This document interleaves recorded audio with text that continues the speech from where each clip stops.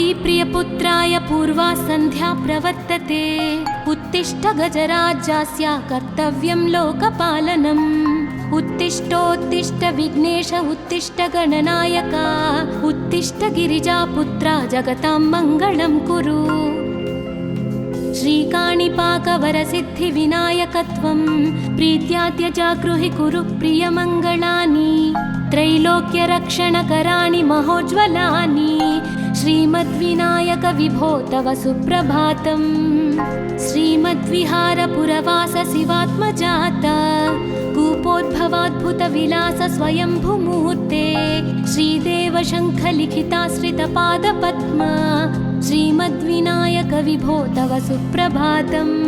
श्रीनारिकेळवनशोभितपुष्टिगात्र क्षीराभिषिक्तशुभविग्रह तत्त्वमूर्ते। दिव्याङ्गमूषिकसुवाहनमोदरूप श्रीमद्विनायक विभो तव सुप्रभातम्। श्रीकाणिपाकवरभूतलवासतुष्ट हे आदिपूज्य अरुणारुणभानुतेज। प्राचीदिशाम्बरमिदं रविकान्तिनिष्ठं श्रीमद्विनायक विभो तव सुप्रभातम्। श्रीबाहुदा शुभतरङ्गसुबाहुदत्त सुस्निग्धशीतलकणानपि सङ्गृहीत्य प्रभातवायुरिहयास्यति सेवनाय श्रीमद्विनायक विभो तव सुप्रभातम्। गौरीकराम्बुजसुलालितदिव्यवक्त्र श्रीकण्ठमानसमुदाकरमोदरूप कैलासशैलशिखरस्थितबालभानो श्रीमद्गणेश्वर विभो तव सुप्रभातम्। दूर्वाङ्कुराणि जलजानि सुपुष्पकाणि बिल्वानि पूजनविधौ च सुसज्जितानि। नित्यार्चनोत्सुकमदोत्कटवारणास्य श्रीमद्गणेश्वर विभो तव सुप्रभातम्। हृत्कूपमध्य समुपस्थितचित्स्वरूप कूटस्थतत्त्वमिदमेव हि बोधनेन त्वामत्र भासि विदधासि समस्तशोभान् श्रीमद्गणेश्वर विभो तव सुप्रभातम्। श्रीमुद्गलाख्यमुनिसन्नुत सच्चरित्र वासिष्ठकृत्समदमुख्य ऋषीश्वरीज्या वेदोक्तदेवगणमन्त्रगणादिनाथ श्रीमद्गणेश्वर विभो तव सुप्रभातम्। ऋग्वेदकीर्तितगणाधिपज्येष्ठराज त्वं ब्रह्मणस्पतिरिति प्रकटीकृतोऽसि। आधर्वशीर्षमनुमन्त्रितदिव्यमूर्ते श्रीमद्गणेश्वर विभो तव सुप्रभातम्। ब्रह्मादिदेव परिकीर्तितवेदपाठाः त्वच्छूर्पकर्णकुहरौ प्रविशन्ति देवाः। श्रुत्याधुनैव परिपालय धर्मसङ्घान् श्रीवल्लभेश भगवन् तव सुप्रभातम्। हेरम्बलम्ब जठराद्भुत दिव्यगात्र प्रारम्भपूजनमिदं दयया गृहीत्वा सर्वाशुभानि परिनाशय सर्वपुत्र श्रीवल्लभेश भगवन् तव सुप्रभातम्। भानुदयेन न हि दृश्यति चन्द्रबिम्बं त्वत्फालदेश शशिरेव विभाति नित्यं। सत्यस्वरूप निगमागमसन्नुताङ्घ्रे श्रीवल्लभेश भगवन् तव सुप्रभातम्। कालाग्निरुद्रसुतकालनियामकत्वं कालानुकूलफलदोऽसि कलामयोऽसि।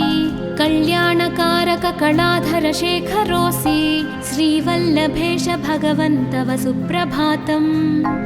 उग्रस्वरूप रिपुनाशक उग्रपुत्र सौम्योऽसि सोमविनुतोऽसि प्रशान्तरूप। सर्वेश सर्वफलकारक सर्वमूर्ते श्रीवल्लभेश भगवन् तव सुप्रभातम्।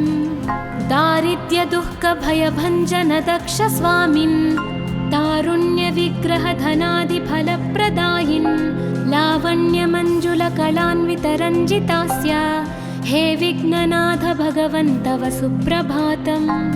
गम्भीजतुष्टगणराजगकार गान्धर्वगानपरिवर्तितनादमूर्ते गाङ्गेयगण्यगणिताधिककलास्वरूप श्रीमद्विनायक विभो तव सुप्रभातम्। मूलादिचक्रनिलयोच्युतयोगमूर्ते त्वामादिदेवमनुचिन्त्य तरन्ति भक्ताः रागादिदोषपरिहारकवेदवेद्या हे विघ्ननाथ भगवन् तव सुप्रभातम्। लक्ष्म्यादिशक्तियुतशक्ति गणेश्वरोऽसि दिव्याक्षरोऽसि शुभमन्त्रविराजितोऽसि तन्त्रादिभिर्नुतनतेष्टतवल्लभेश हे विघ्ननाथ भगवन् तव सुप्रभातम्। नागोपवीतधरनाथ विनोदचित्त नागास्य नाशितमहाघनतानुरक्त आनन्दतुन्दिलतनो बहिरान्तरस्थ हे विघ्ननाथ भगवन् तव सुप्रभातम्। भद्रे भवक्त्र नवभद्रद भद्रतेज रुद्रप्रियात्मज मदद्रव शक्तियुक्त आद्रीशजा मधुरवत्सलता निधान हे विघ्ननाथ भगवन् तव सुप्रभातम्। सर्वार्थसिद्धिफलदायक बुद्धिदायिन् विघ्नाद्रिवज्रपरिपूज्य चतुर्थी काले भद्रं पदं दिशसि भक्तगणार्थितोऽसि हे विघ्ननाथ भगवन् तव सुप्रभातम्। बालादिभव्य बहुरूपधरोऽसि देव चिन्तामणिस्त्वमसि सर्वफलप्रदोऽसि त्वन्नाम दिव्यमणिरस्ति जगद्धिताय हे विघ्ननाथ भगवन् तव सुप्रभातम्।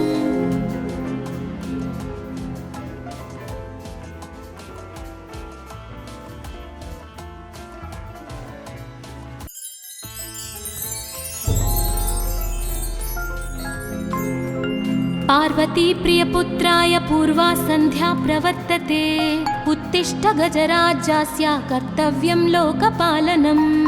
उत्तिष्ठोत्तिष्ठ विघ्नेश उत्तिष्ठ गणनायक उत्तिष्ठ गिरिजापुत्रा जगतां मङ्गलं कुरु। श्रीकाणिपाकवरसिद्धिविनायकत्वं प्रीत्याद्यजागृहि कुरु प्रियमङ्गलानि त्रैलोक्यरक्षणकराणि महोज्ज्वलानि श्रीमद्विनायक विभो तव सुप्रभातम्। श्रीमद्विहारपुरवास शिवात्मजाता कूपोद्भवाद्भुतविलास स्वयंभुमूर्ते श्रीदेव शङ्खलिखिताश्रितपादपद्मा श्रीमद्विनायक विभो तव सुप्रभातम्। श्रीनारिकेळवनशोभितपुष्टिगात्र क्षीराभिषिक्त शुभविग्रह तत्त्वमूर्ते दिव्याङ्गमूषिकसुवाहनमोदरूपा श्रीमद्विनायक विभो तव सुप्रभातम्। श्रीकाणिपाकवरभूतलवासतुष्ट हे आदिपूज्य अरुणारुणभानुतेज प्राचीदिशाम्बरमिदं रविकान्तिनिष्ठं श्रीमद्विनायक विभो तव सुप्रभातम्। श्रीबाहुदा शुभतरङ्गसुबाहुदत्त सुस्निग्धशीतलकणानपि सङ्गृहीत्य प्राभातवायुरिहयास्यति सेवनाय श्रीमद्विनायक विभो तव सुप्रभातम्। गौरीकराम्बुजसुलालितदिव्यवक्त्र श्रीकण्ठमानसमुदाकरमोदरूप कैलासशैलशिखरस्थितबालभानो श्रीमद्गणेश्वर विभो तव सुप्रभातम्। दूर्वाङ्कुराणि जलजानि सुपुष्पकाणि बिल्वानि पूजनविधौ च सुसज्जितानि नित्यार्चनोत्सुकमदोत्कटवारणास्य श्रीमद्गणेश्वर विभो तव सुप्रभातम्।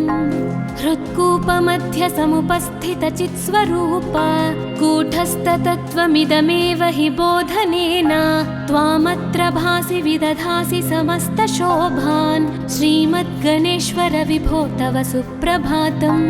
श्रीमुद्गलाख्यमुनिसन्नुतसच्चरित्र वासिष्ठकृत्समदमुख्य ऋषीश्वरीत्या वेदोक्तदेवगणमन्त्रगणादिनाथ श्रीमद्गणेश्वर विभो तव सुप्रभातम्। ऋग्वेदकीर्तितगणाधिपज्येष्ठराज त्वं ब्रह्मणस्पतिरिति प्रकटीकृतोऽसि आधर्वशीर्षमनुमन्त्रितदिव्यमूर्ते श्रीमद्गणेश्वर विभो तव सुप्रभातम्। ब्रह्मादिदेव परिकीर्तितवेदपाठाः त्वच्छूर्पकर्णकुहरौ प्रविशन्ति देवाः श्रुत्याधुनैव परिपालय धर्मसङ्घान् श्रीवल्लभेश भगवन् तव सुप्रभातम्। हेरम्बलम्ब जठराद्भुत दिव्यगात्रा प्रारम्भपूजनमिदं दयया गृहीत्वा सर्वाशुभानि परिनाशय सर्वपुत्रा श्रीवल्लभेश भगवन् तव सुप्रभातम्।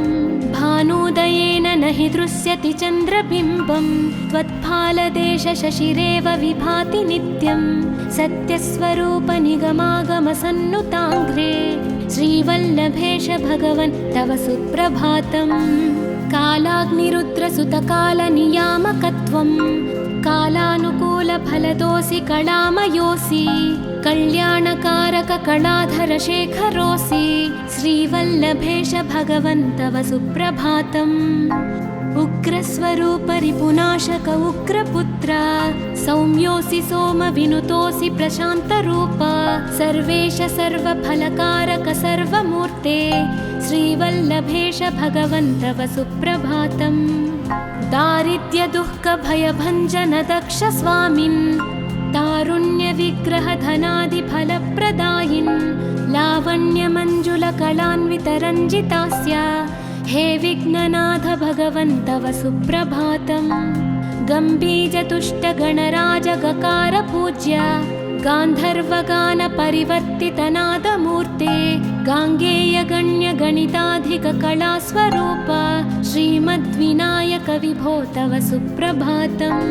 मूलादिचक्रनिलयोच्युतयोगमूर्ते त्वामादिदेवमनुचिन्त्य तरन्ति भक्ताः रागादिदोषपरिहारक वेदवेद्या हे विघ्ननाथ भगवन् तव सुप्रभातम्। लक्ष्म्यादिशक्तियुतशक्ति गणेश्वरोऽसि दिव्याक्षरोऽसि शुभमन्त्रविराजितोऽसि तन्त्रादिभिर्नुतनतेष्टतवल्लभेश हे विघ्ननाथ भगवन् तव सुप्रभातम्।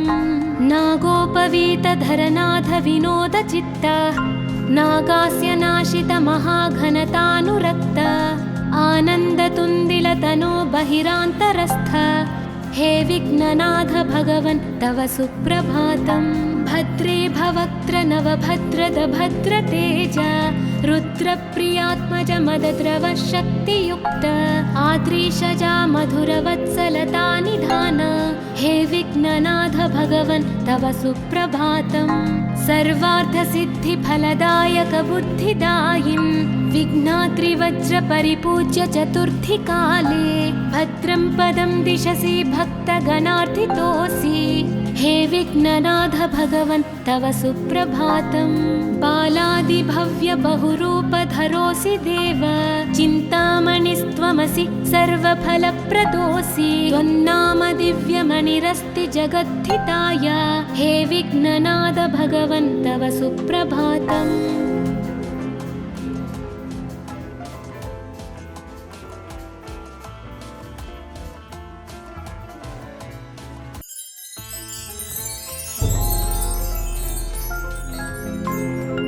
पार्वती प्रियपुत्राय पूर्वा सन्ध्या प्रवर्तते उत्तिष्ठ गजराज्यस्य कर्तव्यं लोकपालनम्। उत्तिष्ठोत्तिष्ठ विघ्नेश उत्तिष्ठ गणनायक उत्तिष्ठ गिरिजापुत्रा जगतां मङ्गलं कुरु। श्रीकाणिपाकवरसिद्धिविनायकत्वं प्रीत्याद्य जागृहि कुरु प्रियमङ्गलानि त्रैलोक्यरक्षणकराणि महोज्ज्वलानि श्रीमद्विनायक विभो तव सुप्रभातम्।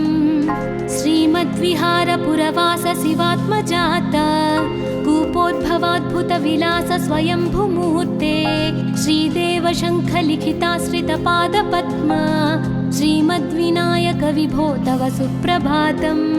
श्रीनारिकेळवनशोभितपुष्टिगात्र क्षीराभिषिक्तशुभविग्रहतत्त्वमूर्ते दिव्याङ्गमूषिकसुवाहनमोदरूप श्रीमद्विनायक विभो तव सुप्रभातम्।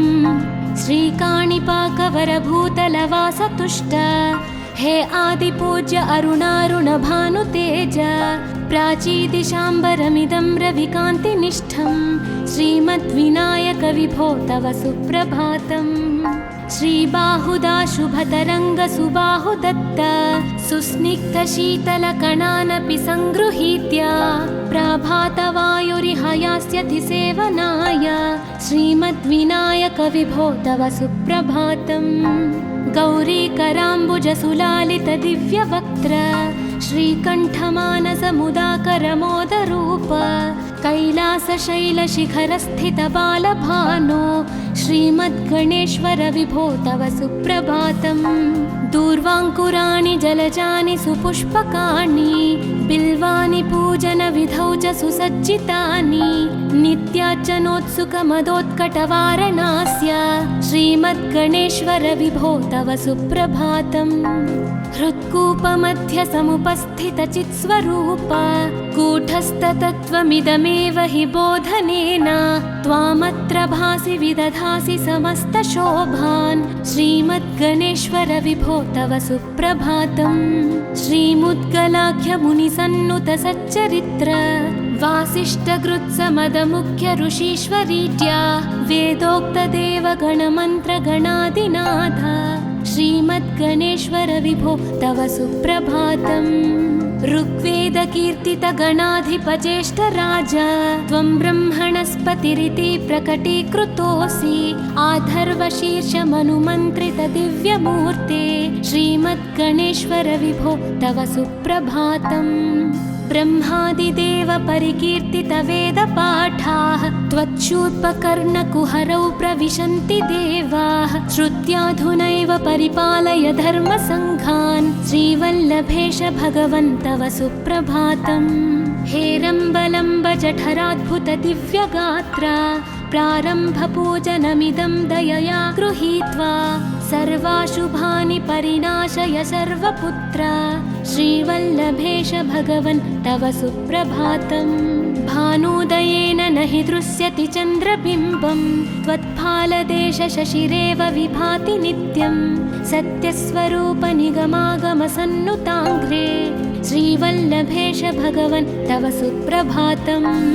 कालाग्निरुद्रसुतकालनियामकत्वं कालानुकूलफलदोऽसि कलामयोऽसि कल्याणकारक कलाधर शेखरोऽसि श्रीवल्लभेश भगवन् तव सुप्रभातम्। उग्रस्वरूप रिपुनाशक उग्रपुत्र सौम्योऽसि सोमविनुतोऽसि प्रशान्तरूप सर्वेश सर्वफलकारक सर्वमूर्ते श्रीवल्लभेश भगवन् तव सुप्रभातम्। दारिद्र्यदुःखभयभञ्जन दक्ष स्वामिन् तारुण्यविग्रह धनादिफलप्रदायिन् लावण्यमञ्जुलकलान्वितरञ्जितास्य हे विघ्ननाथ भगवन् तव सुप्रभातम्।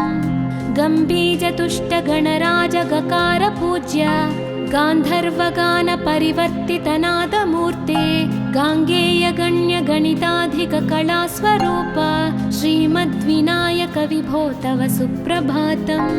मूलादिचक्रनिलयोच्युतयोगमूर्ते त्वामादिदेवमनुचिन्त्य तरन्ति भक्ताः रागादिदोषपरिहारकवेदवेद्या हे विघ्ननाथ भगवन् तव सुप्रभातम्। लक्ष्म्यादिशक्तियुतशक्तिगणेश्वरोऽसि दिव्याक्षरोऽसि शुभमन्त्रविराजितोऽसि तन्त्रादिभिर्नुतनतेष्टतवल्लभेश हे विघ्ननाथ भगवन् तव सुप्रभातम्। नागोपवीतधरनाथ विनोदचित्त नागास्य नाशित महाघनतानुरक्त आनन्दतुन्दिलतनो बहिरान्तरस्थ हे विघ्ननाथ भगवन् तव सुप्रभातम्।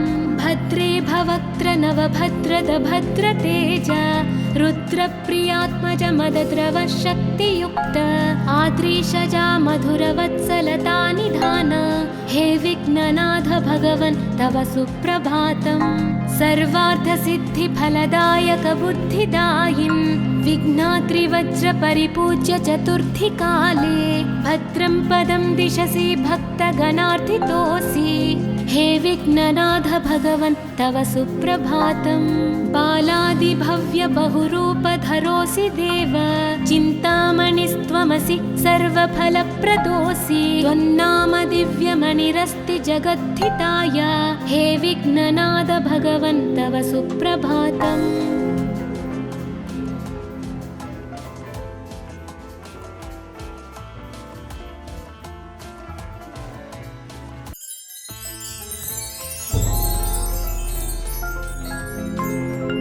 पार्वती प्रियपुत्राय पूर्वा सन्ध्या प्रवर्तते, उत्तिष्ठ गजराज्यस्य कर्तव्यं लोकपालनम्। उत्तिष्ठोत्तिष्ठ विघ्नेश उत्तिष्ठ गणनायक, उत्तिष्ठ गिरिजापुत्रा जगतां मङ्गलं कुरु। श्रीकाणिपाकवरसिद्धिविनायकत्वं प्रीत्याद्य जागृहि कुरु प्रियमङ्गलानि। त्रैलोक्यरक्षणकराणि महोज्ज्वलानि, श्रीमद्विनायक विभो तव सुप्रभातम्। श्रीमद्विहारपुरवास शिवात्मजाता, कूपोद्भवाद्भुतविलास स्वयंभूमूर्ते। श्रीदेव शङ्खलिखिताश्रितपादपद्मा, श्रीमद्विनायक विभो तव सुप्रभातम्। श्रीनारिकेळवनशोभितपुष्टिगात्र, क्षीराभिषिक्तशुभविग्रह तत्त्वमूर्ते। दिव्याङ्गमूषिकसुवाहनमोदरूपा, श्रीमद्विनायक विभो तव सुप्रभातम्। श्रीकाणिपाकवरभूतलवासतुष्ट, हे आदिपूज्य अरुणारुणभानुतेज। प्राचीदिशाम्बरमिदं रविकान्तिनिष्ठं, श्रीमद्विनायक विभो तव सुप्रभातम्। श्रीबाहुदाशुभतरङ्गसुबाहुदत्त, सुस्निग्धशीतलकणानपि सङ्गृहीत्य। प्रभातवायुरिहयास्यति सेवनाय, श्रीमद्विनायक विभो तव सुप्रभातम्। गौरीकराम्बुजसुलालितदिव्यवक्त्र, श्रीकण्ठमानसमुदाकरमोदरूप।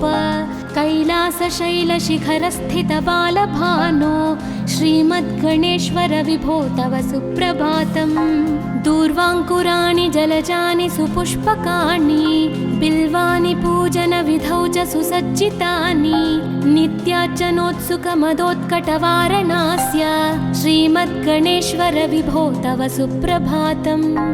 हृत्कूपमध्यसमुपस्थितचित्स्वरूप, कूटस्थतत्त्वमिदमेव हि बोधनेन। त्वामत्र भासि विदधासि समस्तशोभान्, श्रीमद्गणेश्वर विभो तव सुप्रभातम्। श्रीमुद्गलाख्यमुनिसन्नुतसच्चरित्र, वासिष्ठकृत्समदमुख्य ऋषीश्वरीत्या। वेदोक्तदेवगणमन्त्रगणादिनाथ, श्रीमद्गणेश्वर विभो तव सुप्रभातम्। ऋग्वेदकीर्तितगणाधिपज्येष्ठराज, त्वं ब्रह्मणस्पतिरिति प्रकटीकृतोऽसि। आधर्वशीर्षमनुमन्त्रितदिव्यमूर्ते, श्रीमद्गणेश्वर विभो तव सुप्रभातम्।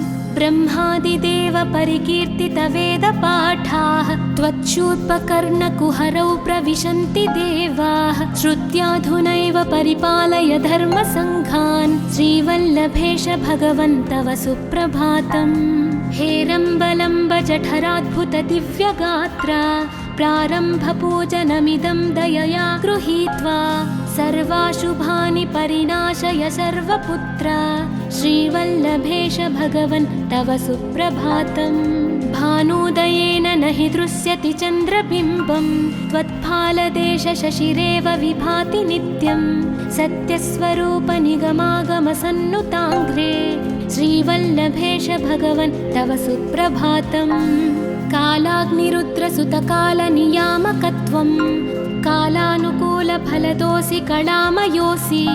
कल्याणकारक कलाधरशेखरोऽसि, श्रीवल्लभेश भगवन् तव सुप्रभातम्। उग्रस्वरूप रिपुनाशक उग्रपुत्र, सौम्योऽसि सोमविनुतोऽसि प्रशान्तरूप। सर्वेश सर्वफलकारक सर्वमूर्ते, श्रीवल्लभेश भगवन् तव सुप्रभातम्। दारिद्र्यदुःखभयभञ्जन दक्ष स्वामिन्, तारुण्य लावण्यविग्रहधनादिफलप्रदायिन् लावण्यमञ्जुलकलान्वितरञ्जितास्य हे विघ्ननाथ भगवन् तव सुप्रभातम्। गम्भीजतुष्टगणराजगकार गान्धर्वगानपरिवर्तितनादमूर्ते गाङ्गेयगण्यगणिताधिककलास्वरूप श्रीमद्विनायक विभो तव सुप्रभातम्। मूलादिचक्रनिलयोच्युतयोगमूर्ते त्वामादिदेवमनुचिन्त्य तरन्ति भक्ताः रागादिदोषपरिहारकवेदवेद्या हे विघ्ननाथ भगवन् तव सुप्रभातम्।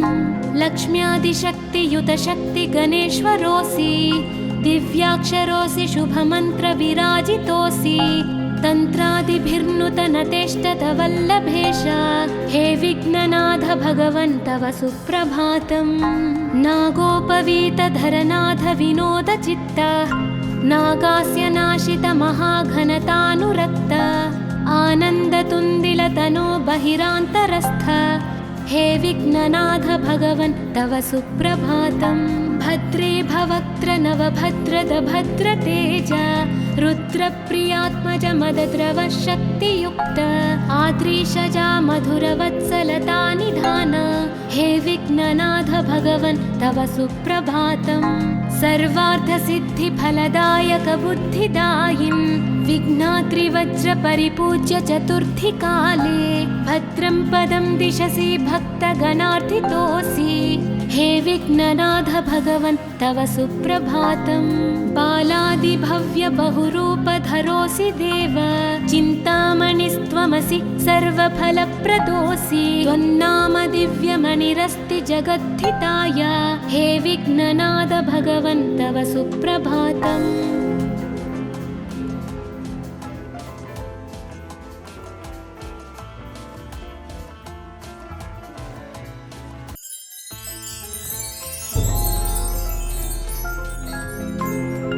पार्वती प्रियपुत्राय पूर्वा सन्ध्या प्रवर्तते उत्तिष्ठ गजराज्यास्य कर्तव्यं लोकपालनम्। उत्तिष्ठोत्तिष्ठ विघ्नेश उत्तिष्ठ गणनायक उत्तिष्ठ गिरिजापुत्रा जगतां मङ्गलं कुरु। श्रीकाणिपाकवरसिद्धिविनायकत्वं प्रीत्यात्यजागृहि कुरु प्रियमङ्गलानि त्रैलोक्यरक्षणकराणि महोज्ज्वलानि श्रीमद्विनायक विभो तव सुप्रभातम्। श्रीमद्विहारपुरवास शिवात्मजात कूपोद्भवाद्भुतविलास स्वयंभुमूर्ते श्रीदेव शङ्खलिखिताश्रितपादपद्म श्रीमद्विनायक विभो तव सुप्रभातम्। श्रीनारिकेळवनशोभितपुष्टिगात्र क्षीराभिषिक्तशुभविग्रहतत्त्वमूर्ते दिव्याङ्गमूषिकसुवाहनमोदरूप श्रीमद्विनायक विभो तव सुप्रभातम्। श्रीकाणिपाकवरभूतलवासतुष्ट हे आदिपूज्य अरुणारुणभानुतेज प्राचीदिशाम्बरमिदं रविकान्तिनिष्ठं श्रीमद्विनायक विभो तव सुप्रभातम्।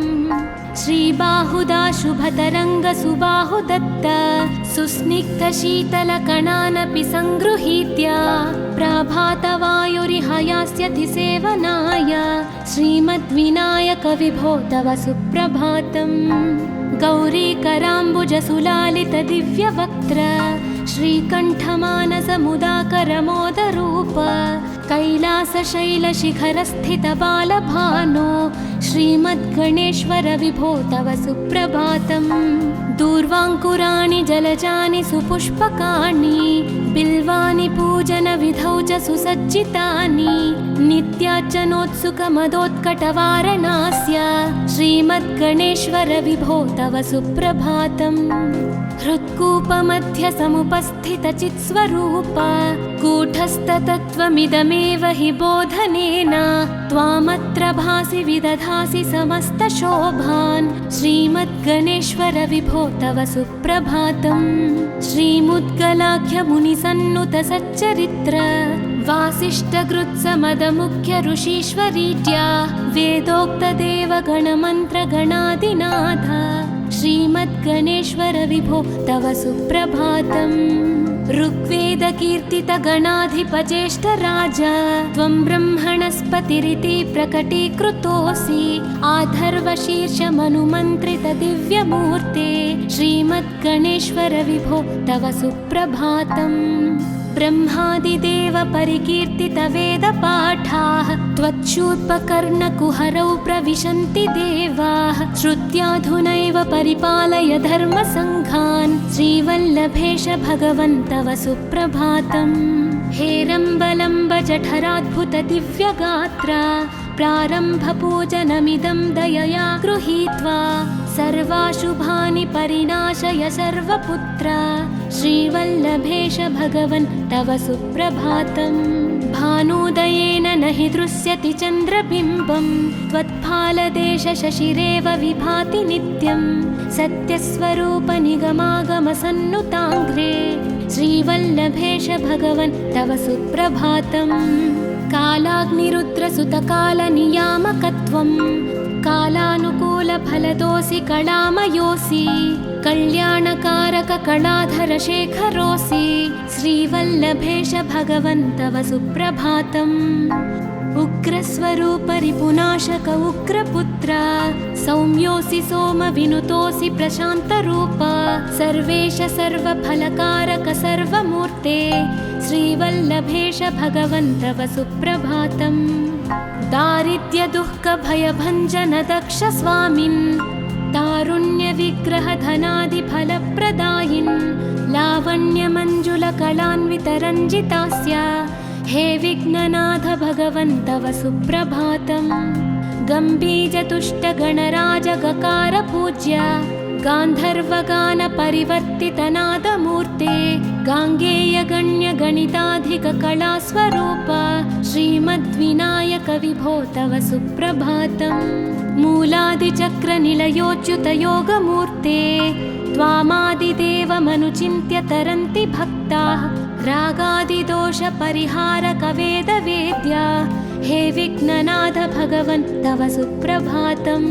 लक्ष्म्यादिशक्तियुतशक्तिगणेश्वरोऽसि दिव्याक्षरोऽसि शुभमन्त्रविराजितोऽसि। तन्त्रादिभिर्नुतनतेष्टतवल्लभेश हे विघ्ननाथ भगवन् तव सुप्रभातम्। नागोपवीतधरनाथ विनोदचित्त नागास्य नाशित महाघनतानुरक्त आनन्दतुन्दिलतनो बहिरान्तरस्थ हे विघ्ननाथ भगवन् तव सुप्रभातम्। भद्रे भवक्त्र नवभद्रद भद्रतेज रुद्रप्रियात्मज मदद्रव शक्तियुक्त आद्रीशजा मधुरवत्सलता निधान हे विघ्ननाथ भगवन् तव सुप्रभातम्। सर्वार्थसिद्धिफलदायक बुद्धिदायिन् विघ्नाद्रिवज्रपरिपूज्य चतुर्थीकाले भद्रं पदं दिशसि भक्तगणार्थितोऽसि हे विघ्ननाथ भगवन् तव सुप्रभातम्। बालादिभव्य बहुरूपधरोऽसि देव चिन्तामणिस्त्वमसि सर्वफलप्रदोऽसि। त्वन्नाम दिव्यमणिरस्ति जगद्धिताय हे विघ्ननाथ भगवन् तव सुप्रभातम्।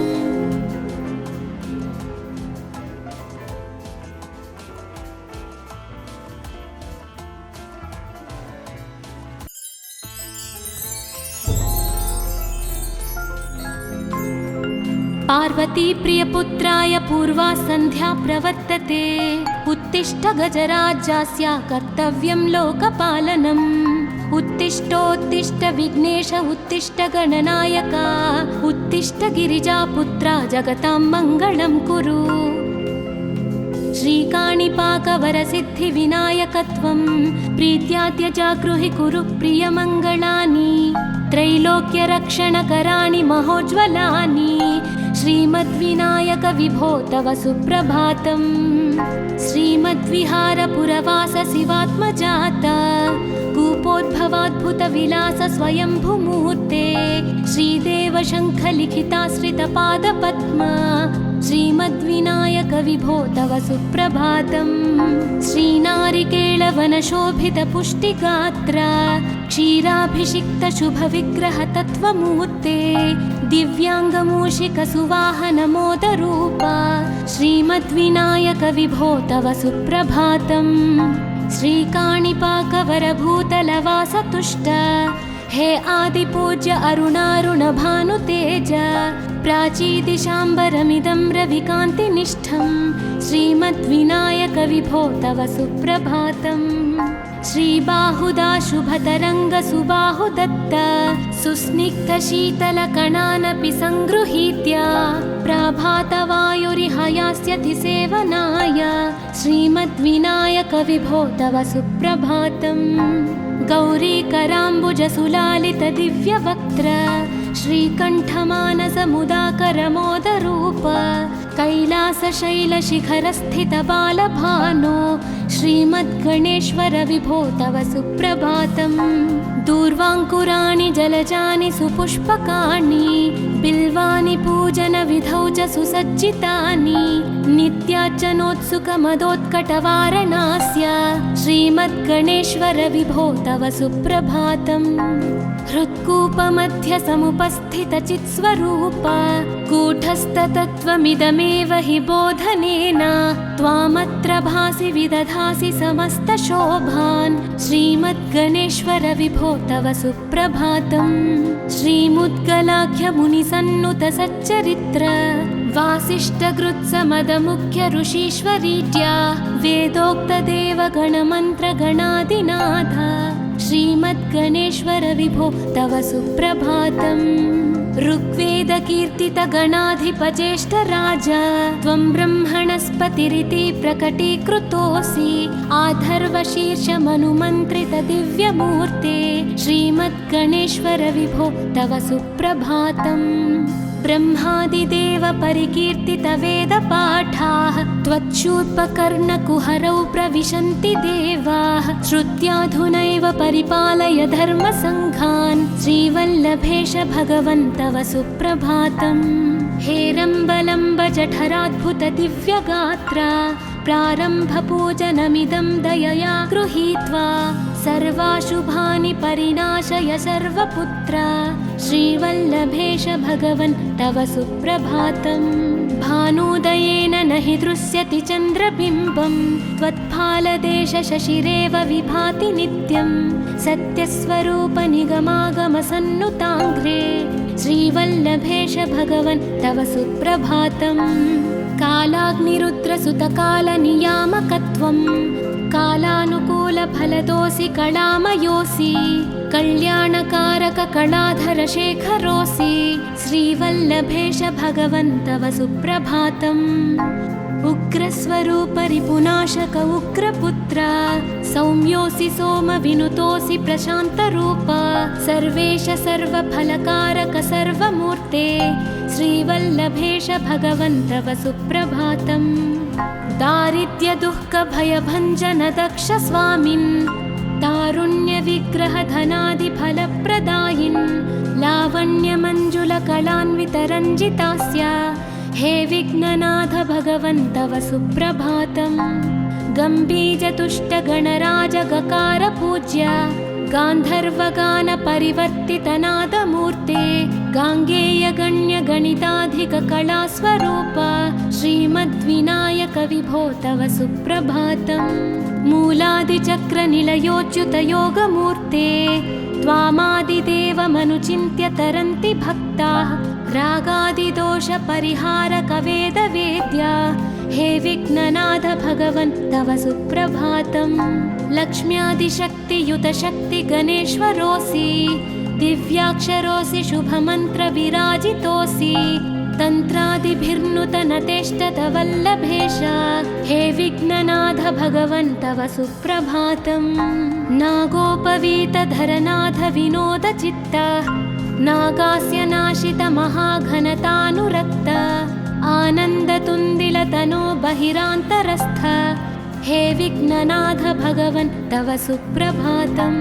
भद्रे भवक्त्र नवभद्रद भद्रतेज रुद्रप्रियात्मज मदद्रवशक्तियुक्त आद्रीशजा मधुरवत्सलता निधान हे विघ्ननाथ भगवन् तव सुप्रभातम्। सर्वार्थसिद्धिफलदायकबुद्धिदायिन् विघ्नाद्रिवज्रपरिपूज्य चतुर्थीकाले भद्रं पदं दिशसि भक्तगणार्थितोऽसि। हे विघ्ननाथ भगवन् तव सुप्रभातम्। बालादिभव्य बहुरूपधरोऽसि देव, चिन्तामणिस्त्वमसि सर्वफलप्रदोऽसि। त्वन्नाम दिव्यमणिरस्ति जगद्धिताय, हे विघ्ननाथ भगवन् तव सुप्रभातम्।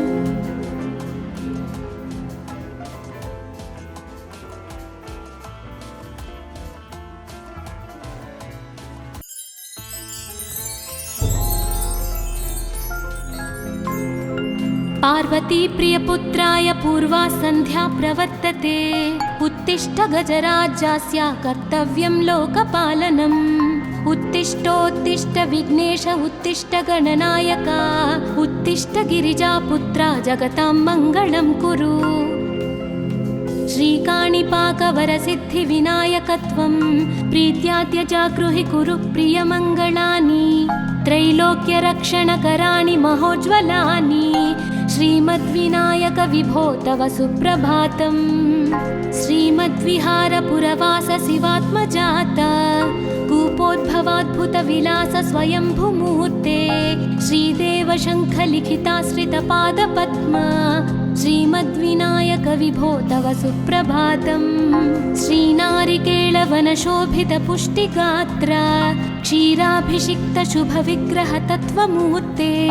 दिव्याङ्गमूषिकसुवाहनमोदरूपा, श्रीमद्विनायक विभो तव सुप्रभातम्। श्रीकाणिपाकवरभूतलवासतुष्ट, हे आदिपूज्य अरुणारुणभानुतेज। प्राचीदिशाम्बरमिदं रविकान्तिनिष्ठं, श्रीमद्विनायक विभो तव सुप्रभातम्। श्रीबाहुदा शुभतरङ्गसुबाहुदत्त, सुस्निग्धशीतलकणानपि सङ्गृहीत्य। प्राभातवायुरिह यास्यति सेवनाय, श्रीमद्विनायक विभो तव सुप्रभातम्। गौरीकराम्बुजसुलालितदिव्यवक्त्र, श्रीकण्ठमानसमुदाकरमोदरूप। कैलासशैलशिखरस्थितबालभानो, श्रीमद्गणेश्वर विभो तव सुप्रभातम्। दूर्वाङ्कुराणि जलजानि सुपुष्पकाणि, बिल्वानि पूजनविधौ च सुसज्जितानि। नित्यार्चनोत्सुकमदोत्कटवारणास्य, श्रीमद्गणेश्वर विभो तव सुप्रभातम्। हृत्कूपमध्यसमुपस्थितचित्स्वरूप, कूटस्थतत्त्वमिदमेव हि बोधनेन। त्वामत्र भासि विदधासि समस्तशोभान्, श्रीमद्गणेश्वर विभो तव सुप्रभातम्। श्रीमुद्गलाख्यमुनिसन्नुतसच्चरित्र, वासिष्ठकृत्समदमुख्य ऋषीश्वरीड्या। वेदोक्तदेवगणमन्त्रगणादिनाथ, श्रीमद्गणेश्वर विभो तव सुप्रभातम्। ऋग्वेदकीर्तितगणाधिपज्येष्ठराज, त्वं ब्रह्मणस्पतिरिति प्रकटीकृतोऽसि। आधर्वशीर्षमनुमन्त्रितदिव्यमूर्ते, श्रीमद्गणेश्वर विभो तव सुप्रभातम्। ब्रह्मादिदेव परिकीर्तितवेदपाठाः, त्वच्छूर्पकर्णकुहरौ प्रविशन्ति देवाः। श्रुत्याधुनैव परिपालय धर्मसङ्घान्, श्रीवल्लभेश भगवन् तव सुप्रभातम्। हेरम्बलम्ब जठराद्भुतदिव्यगात्रा, प्रारम्भपूजनमिदं दयया गृहीत्वा। सर्वाशुभानि परिनाशय सर्वपुत्र, श्रीवल्लभेश भगवन् तव सुप्रभातम्। भानुदयेन न हि दृश्यति चन्द्रबिम्बं, त्वत्फालदेशशशिरेव विभाति नित्यं। सत्यस्वरूपनिगमागमसन्नुताङ्घ्रे, श्रीवल्लभेश भगवन् तव सुप्रभातम्। कालाग्निरुद्रसुतकालनियामकत्वं, कालानुकूलफलदोऽसि कलामयोऽसि। कल्याणकारककलाधरशेखरोऽसि, श्रीवल्लभेश भगवन् तव सुप्रभातम्। उग्रस्वरूप रिपुनाशक उग्रपुत्र सौम्योऽसि सोमविनुतोऽसि प्रशान्तरूप सर्वेश सर्वफलकारक सर्वमूर्ते श्रीवल्लभेश भगवन् तव सुप्रभातम्। दारिद्र्यदुःखभयभञ्जन दक्ष स्वामिन् तारुण्यविग्रहधनादिफलप्रदायिन् लावण्यमञ्जुलकलान्वितरञ्जितास्य हे विघ्ननाथ भगवन् तव सुप्रभातम्। गम्भीजतुष्टगणराजगकार पूज्य गान्धर्वगानपरिवर्तितनादमूर्ते गाङ्गेयगण्यगणिताधिककलास्वरूप श्रीमद्विनायक विभो तव सुप्रभातम्। मूलादिचक्रनिलयोच्युतयोगमूर्ते त्वामादिदेवमनुचिन्त्य तरन्ति भक्ताः रागादिदोषपरिहारकवेदवेद्या हे विघ्ननाथ भगवन् तव सुप्रभातम्। लक्ष्म्यादिशक्तियुतशक्तिगणेश्वरोऽसि दिव्याक्षरोऽसि शुभमन्त्रविराजितोऽसि तन्त्रादिभिर्नुतनतेष्टतवल्लभेश हे विघ्ननाथ भगवन् तव सुप्रभातम्। नागोपवीतधरनाथ विनोदचित्त नागास्य नाशित महाघनतानुरक्त आनन्दतुन्दिलतनो बहिरान्तरस्थ हे विघ्ननाथ भगवन् तव सुप्रभातम्। भद्रे भवक्त्र नवभद्रद भद्रतेज रुद्रप्रियात्मज मदद्रव शक्तियुक्त आद्रीशजा मधुरवत्सलता निधान हे विघ्ननाथ भगवन् तव सुप्रभातम्।